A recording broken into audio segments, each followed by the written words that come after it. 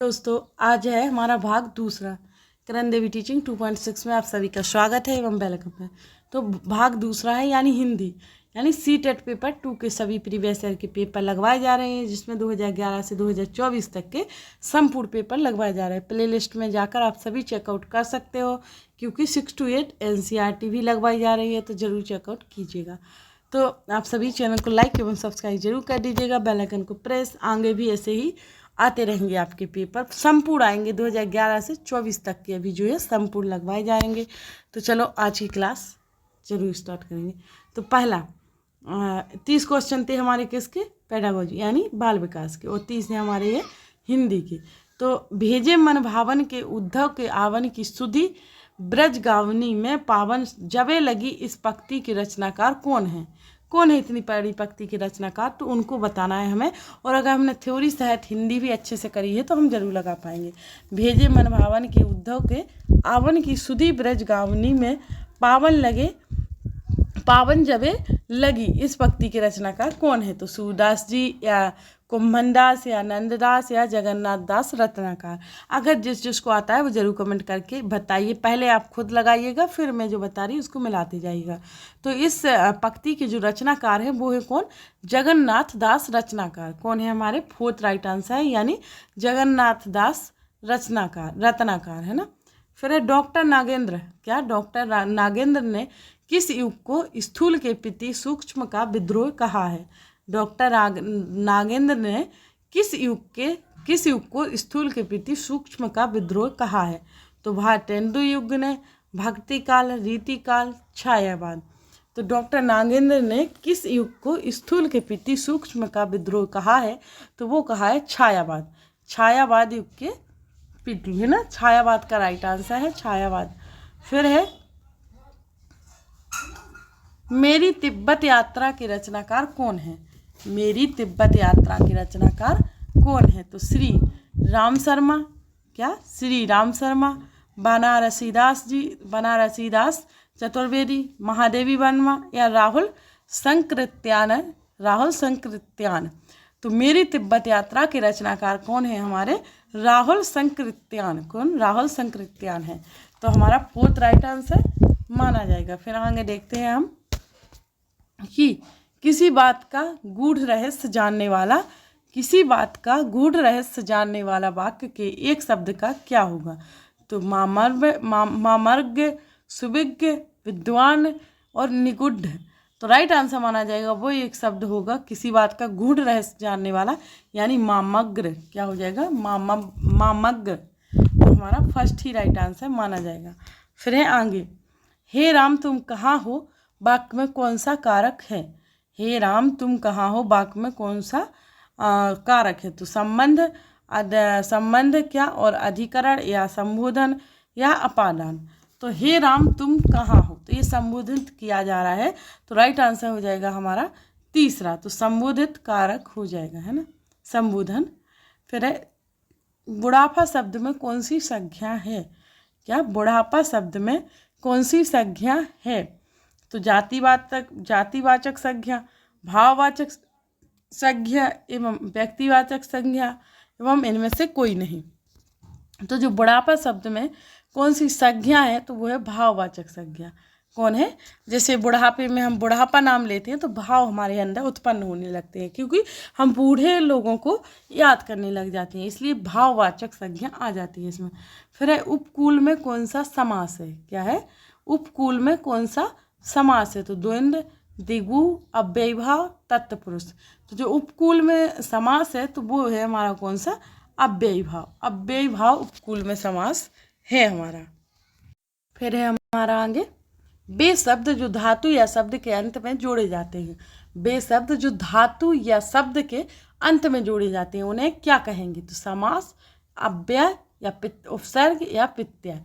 तो ये आप सभी ही जानते हैं कि उपसर्ग आगे जोड़े जाते हैं, और जो अंत या वो शब्द के अंत में या धातु के, यानी वे शब्द जो धातु या शब्द के अंत में जोड़े जाते हैं तो वो प्रत्यय ही होता है जो अंत में जोड़ा जाता है। तो इसलिए फोर्थ हमारा राइट आंसर हो जाएगा। फिर है निम्न में से किस शब्द में उपसर्ग का प्रयोग हुआ है? निम्न में से वह कौन सा है जिसमें उपसर्ग का प्रयोग हुआ है। तो लिखाई में या हानिकारक में, अपमान, अपनापन में या टपकार में। तो देखो जो उपसर्ग का प्रयोग हुआ है वो होता है आगे। क्या होता है? आगे। और प्रत्यय का क्या होता है? पीछे। तो अंत में हमने देख लिया प्रत्यय का, वो अंत में देख लिया। अब ये उपसर्ग का देखना है। तो वो है किसमें? ना हानिकारक में है, ना अपनापन में, ना लिखाई में। वो दिख रहा टपकार में, यानी टप अलग होता है और कार अलग। तो हमारा टप यानी टप, कार एक अलग शब्द है और टप हमारा उपसर्ग है, इसलिए हमारा तीसरा राइट आंसर हो जाएगा। फिर है ओधी। ओधी खोपड़ी मुहावरे का अर्थ है। क्या है? ओंधी खोपड़ी मुहावरे का अर्थ क्या हो जाएगा? मूर्ख होना। ओंधी खोपड़ी बोलते ना किसी को, ओंधी खोपड़ी है उसकी, इसलिए मूर्ख होना या कुछ निर्णय ना कर पाना या की कर्तव्य विमूढ़ होना या झगड़ालू होना। तो आप सभी जानते हैं किसको बोलते हैं? ओंधी खोपड़ी होना, यानी मूर्ख हो जाता। बोलते नहीं मूर्ख फिर्रा पक्का, यानी ओंधी खोपड़ी का है पूरा। तो इसलिए हमारा फर्स्ट राइट आंसर हो जाएगा मूर्ख होना, है ना। फिर है त्यागपत्र उपन्यास के उपन्यासकार कौन है? त्यागपत्र उपन्यास के उपन्यासकार कौन है? तो यशपाल या जैनेन्द्र या अज्ञेय या उपेंद्रनाथ अस्क। तो जो त्यागपत्र के उपन्यासकार हैं वो है हमारे कौन? जैनेन्द्र, यानी दूसरा राइट आंसर माना जाएगा, जैनेन्द्र है। फिर है हिंदी साहित्य के इतिहासकार के संबंध में modern vernacular literature of Hindustan किसने लिखा है? हिंदी साहित्य के इतिहास के संबंध में modern vernacular literature of Hindustan किसने लिखा है? तो गार्साडा तासी एवं जॉर्ज अब्राहम ग्रियर्सन एवं सुनीति कुमार चटर्जी, धीरेन्द्र वर्मा। तो ये जो जिसने लिखा है modern vernacular literature of Hindustan, तो ये लिखा है जॉर्ज अब्राहम ग्रियर्सन। किसने? जॉर्ज अब्राहम ग्रियर्सन ने लिखा है ये, है ना। फिर आगे बढ़ते हैं, आगे देखते हैं हम। निम्नलिखित में से कौन सा वाक्य शुद्ध है? क्या है? निम्नलिखित में से कौन सा वाक्य शुद्ध है? तो उसने मुझे पास आने के लिए कहा, उसने मुझसे पास आने को कहा, उसने मुझे पास आने को कहा, या उसने मेरे को पास आने के लिए कहा। तो राइट आंसर हो जाएगा क्या? उसने मुझे पास आने के लिए कहा। क्या हो जाएगा? उसने मुझे पास आने के लिए कहा, ये राइट आंसर हमारा माना जाएगा। फिर है आगे, मूक होई बचाल पगु चढ़ई गिरिवर गहन। मूक होई बचाल पगु चढ़ई गिरिवर गहन, जासु कृपा सो दयाल दिरवट सकल कली मल दहन। विस्तृत पंक्तियों में कौन सा छंद है? तो सोटा छंद है या चौपाई या दोहा या वरवई। तो इनमें जो हमारा छंद है वो है कौन सा? सोठा। कौन सा छंद हो जाएगा हमारा?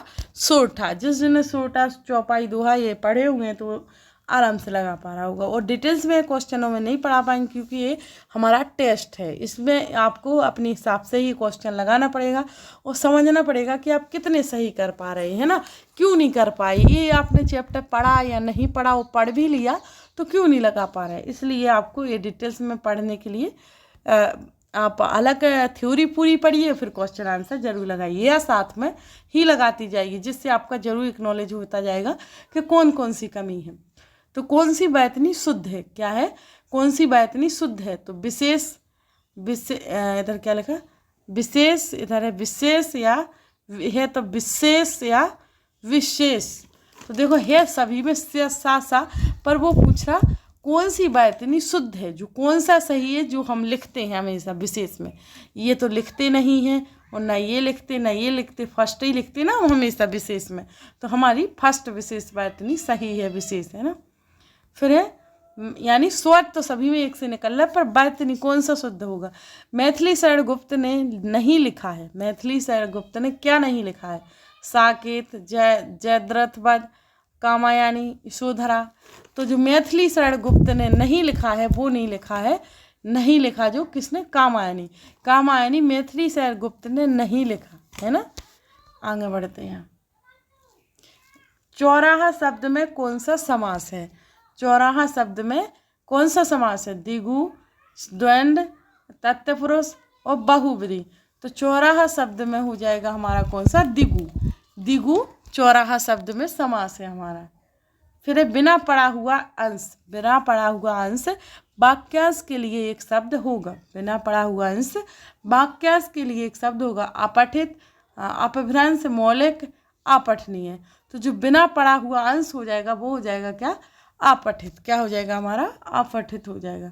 फिर भाषा शिक्षण के अंतर्गत बैतनी संबंधी त्रुटियों का निवारण करना चाहिए। भाषा शिक्षण के अंतर्गत बैतनी संबंधी त्रुटियों का निवारण करना चाहिए। बैतनी का शुद्ध उच्चारण एवं लेखन अभ्यास करवाकर, या त्रुटियों का प्रकार गिनाकर, या बैतनी के बारे में कुछ बातें बताकर, या त्रुटियों की उपेक्षा कर। तो हमारा राइट आंसर हो जाएगा क्या निवारण करना चाहिए? तो बैतनी का शुद्ध उच्चारण एवं लेखन अभ्यास कराकर करना चाहिए। तो फर्स्ट हमारा इसलिए राइट आंसर हो जाएगा। फिर है बच्चों में भाषा प्रयोग की दक्षता विकसित करने के लिए आवश्यक है। बच्चों में भाषा प्रयोग की दक्षता विकसित करने के लिए आवश्यक क्या होगा? तो उन्हें सुनने और बोलने की पूरी आज़ादी हो, या उन्हें कविताएं याद हो, या उन्हें मुहावरे याद हो, या उन्हें वे किसी वक्ता के साथ रहते हों। तो हमारा राइट आंसर हो जाएगा यानी बच्चों में भाषा का प्रयोग की दक्षता विकसित करने के लिए क्या आवश्यक है? आवश्यक देखना है तो हमें उन्हें सुनने और बोलने की पूरी आज़ादी हो। उन्हें क्या हो? बच्चे को सुनने एवं बोलने की पूरी आज़ादी हो, ये आवश्यक है बच्चों को, यानी फर्स्ट राइट आंसर है। फिर है वर्णों के उस समूह को जिससे कोई निश्चित अर्थ निकलता हो उसे कहा जाता है। वर्णों के उस समूह को जिससे कोई निश्चित अर्थ निकलता हो उसे कहा जाता है शब्द, वर्ण, या वर्ण समूह, या वक्तव्य। तो उसे कहा जाएगा क्या? शब्द। जिससे कोई निश्चित अर्थ निकलता हो तो उसे क्या कहा जाएगा? शब्द कहा जाएगा। वर्णों के उस समूह को जिससे निश्चित अर्थ निकलता हो तो उसे शब्द ही कहा जाएगा। फिर है वे कथन जो आपसी व्यवहार में सामान्य रूप से प्रयुक्त होते हैं। वे कथन जो आपसी व्यवहार में सामान्य रूप से प्रयुक्त होते हैं उन्हें क्या कहेंगे? तो अनौपचारिक कथन, या औपचारिक कथन, या प्रासंगिक कथन, या तर्कसंगत कथन। तो उन्हें कहा जाएगा क्या? अनौपचारिक कथन। क्या? अनौपचारिक कथन, यानी फर्स्ट राइट आंसर है। फिर है आगे, निम्न में से किस पत्रिका का संबंध इलाहाबाद से है? निम्न में से किस पत्रिका का संबंध इलाहाबाद से है? तो ब्रह्मांड, हिंदी प्रदीप, संबंध, माधुरी। तो जो पत्रिका का संबंध इलाहाबाद से है वो है हिंदी प्रदीप। कौन सी? हिंदी प्रदीप पत्रिका का संबंध इलाहाबाद से है। फिर है सरस्वती। क्या? सरस्वती पत्रिका के संपादक कौन थे? सरस्वती पत्रिका के संपादक कौन थे? तो भारतेंदु हरिश्चंद्र, बालकृष्ण भट्ट, महावीर प्रसाद द्विवेदी, बालमुकुंद गुप्त। तो जो हमारे सरस्वती पत्रिका से संपादक थे वो थे कौन? महावीर प्रसाद द्विवेदी। कौन थे? महावीर प्रसाद द्विवेदी, यानी तीसरा राइट आंसर है हमारा। फिर निम्न में से कौन सा शब्द अमात्रिक है? निम्न में से कौन सा शब्द अमात्रिक है? कारखाना, अमिताभ, कलरव, चहचहाना। तो जो अमात्रिक है वो है कौन सा शब्द? कलरव। कलरव अमात्रिक शब्द है, यानी तीसरा राइट आंसर है। फिर है हमारा तरनी, तनुजा, तट, तमाल, तरुवर, बहुछाय में कौन सा अलंकार है?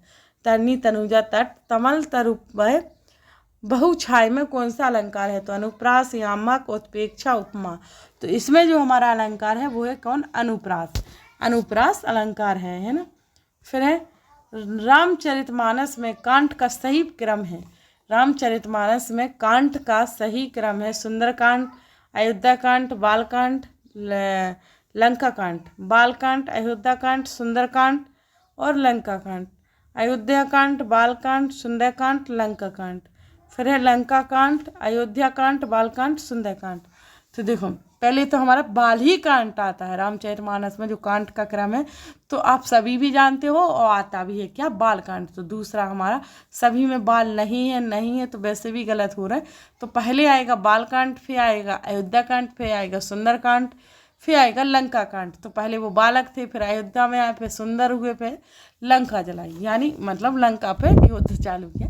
तो इसलिए हमारा दूसरा सही क्रम है रामचरितमानस का, है ना। फिर है पराधीन सपनेहु सूक नाही, पराधीन सपनेहु सूक नाही किस रचनाकार की पंक्ति है? तो कबीरदास, रैदास, सूरदास, तुलसीदास। तो ये जो रचनाकार की पंक्ति है वो किसकी है? तो वो है तुलसीदास। तुलसीदास की पंक्ति है पराधीन सपनेहु सूक नाही। तो ये कौन सी रचनाकार? तुलसीदास की, यानी फोर्थ हमारा राइट आंसर है। फिर है वह थोड़ा बीमार है। क्या है? वह थोड़ा बीमार है। इस वाक्य में थोड़ा में कौन सा क्रिया विशेषण है? तो परिमाणवाचक क्रिया विशेषण या कालवाचक, स्थानवाचक या रीतिवाचक। तो इसमें जो क्रिया विशेषण है वो है कौन सा? परिणामवाचक क्रिया विशेषण। कौन सा? परिणामवाचक, यानी फर्स्ट। फिर है हमारा लास्ट एवं अंतिम क्वेश्चन। लास्ट एवं हमारा अंतिम क्वेश्चन है ये। तो अमृतलाल नगर के किस उपन्यास में गोस्वामी तुलसीदास की जीवनी को आधार बनाया गया है? अमृतलाल नगर के किस उपन्यास में गोस्वामी तुलसीदास की जीवनी को आधार बनाया गया है? तो बूंद और समुद्र, स्वाक के नुपुर एवं मानस का हंस, अमृत और विष। तो ये मनाया गया। इससे पहले आप सभी चैनल को लाइक एवं सब्सक्राइब जरूर कर दीजिएगा, बेल आइकन को प्रेस, क्योंकि अंतिम क्वेश्चन है और लास्ट, क्योंकि 30 क्वेश्चन हमारे हिंदी के होते हैं, 30 बाल विकास और 60 हमारे जो हमारा मेन सब्जेक्ट होता है और 30 इंग्लिश के। तो हमारा मानस का हंस को जीवनी का आधार माना गया है। तो हमारा तीसरा राइट आंसर है। और यहीं पर हम क्लास समाप्त करते हैं। तो thanks to for watching video.